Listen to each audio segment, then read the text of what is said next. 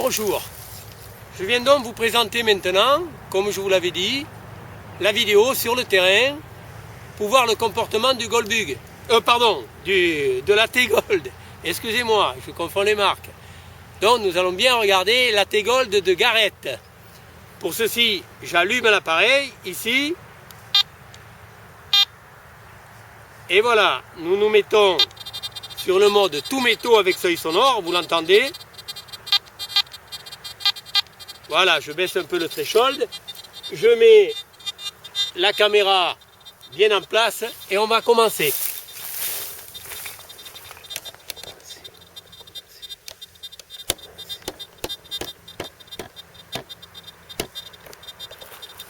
Et voilà. Donc, je fais, avant de commencer, ici, sous cette pierre, il y a un Napoléon III de 10 centimes à 24 cm. Sous celle-ci, il y a un double tournois Louis XIII à 20 cm. Et sous celle-ci, il y a une monnaie féodale en billon à 15 cm. Donc, si vous voulez, je fais un ground balance. L'appareil se stabilise bien à 38. J'arrête donc.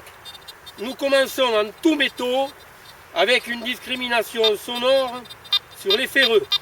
Autrement dit, les ferreux vont sonner grave et les autres métaux vont tous sonner médium. Voilà. Alors nous commençons par le Napoléon. Rien à dire. L'appareil le prend très bien. Pour une tête aussi petite, il est performant. Nous allons sur le Louis XIII. Pareil. N'oubliez pas qu'elle est à 20 cm. Regardez la hauteur qui prend dessus. Le Louis XIII est pas loin de 30 cm. Hein.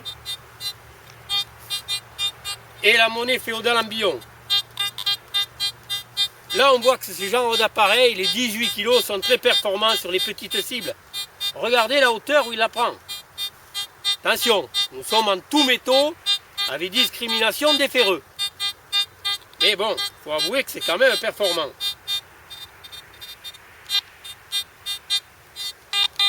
Voilà. Maintenant, nous passons en discret.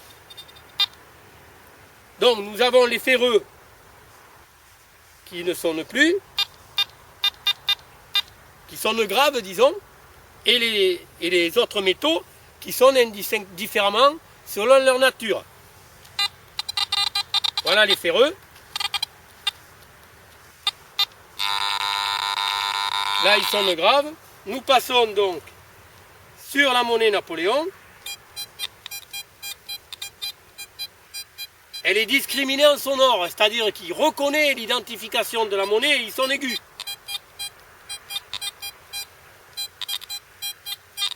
On passe Louis XIII. Pareil. On passe à la féodale. Oh là là, on dirait que plus la monnaie est petite, mieux il la prend. Nickel. Maintenant, on enlève les ferreux. Autrement dit, discriminer complètement. Et on regarde. On prend la monnaie aussi bien. La féodale. Le Napoléon, pareil. Il est un peu moins puissant qu'en tout métaux, bien sûr. Mais quand même, hein. Et le Louis XIII. Voilà ce que donne cet appareil sur les cibles enterrées. C'est du très bon résultat, comme vous pouvez le constater. Maintenant, nous allons faire un test de sélectivité. Si vous voulez, il y a deux gros ferreux ici. C'est du fer à béton de 5 mm. Que je mets là, et au milieu, à peu près à 12-13 cm, petite féodale en cuivre.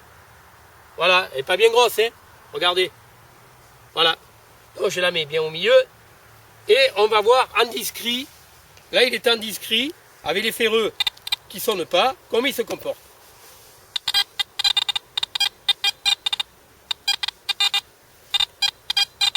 Il est gêné par les ferreux un peu.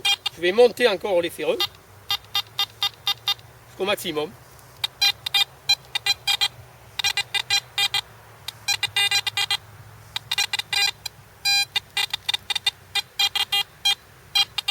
On l'entend, mais il est moins à l'aise. Hein. Il est moins à l'aise en sélectivité, on dirait. Mais bon, c'est quand même bien.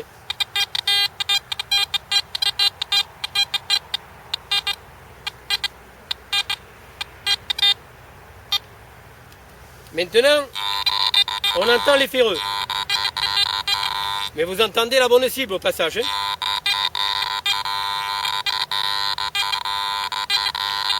Voyez?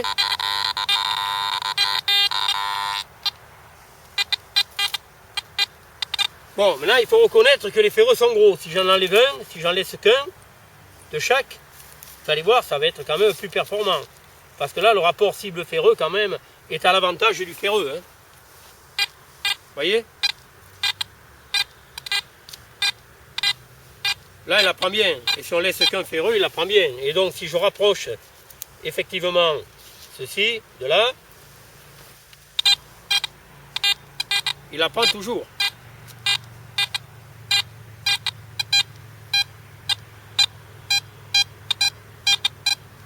Voyez? Il apprend très très bien. Hein.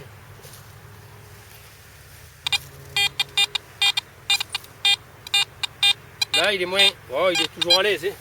On rapproche encore. Voilà. Eh bien, écoutez, voilà un essai. C'est un essai quand même qui me paraît convaincant. Hein. Pour moi, je le trouve bien. Voilà, je vous remercie.